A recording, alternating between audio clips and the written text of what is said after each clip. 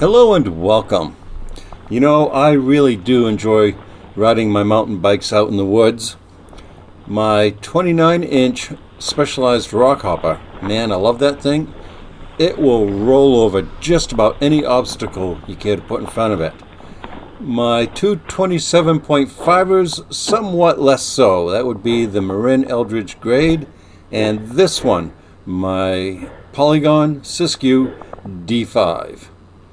Here we are out in the woods having a good old time, and bam, back wheel gets hung up on a root and I come to an immediate stop. These 27.5ers seem to do that a lot. Maybe that's just my experience, I don't know. Anyway, I'm a little tired of that, so I'm switching to 29ers on the Siskiu.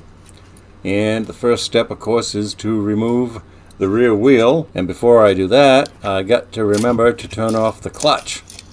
Kind of makes a difference in the ease. The rest of this is pretty straightforward. I mean, you know, you remove your rear wheel and you put another one on, and these are my spare wheels, and they're running Rapid Robs from Schwalbe. These are a little on the used side. I mean, I might get another season out of them, but for the purposes of test fitting, perfectly fine, no problem whatsoever. It turns out, not surprisingly, there's all kinds of room in the rear triangle. And I say not surprisingly because the Siskiu D series is available with 29-inch wheels in the larger sizes, this being a medium. It could have gone either way, and at the time, I got the 27.5s. Live and learn. The rear wheel went in fine, no problems whatsoever. And the fork is an SR Suntour Epixon air fork, sized for 27.5. Again, not a big surprise. Well, in the realm of not a surprise, the wheel and tire combo did not fit. I kind of expected that, but I wanted to be sure. And then I thought, well, you know, why not try one of my spare forks? So I went and I got the Suntour XCE that came on this bike. Yes, this is the stock fork for the Siskiu. And son of a gun, there is clearance.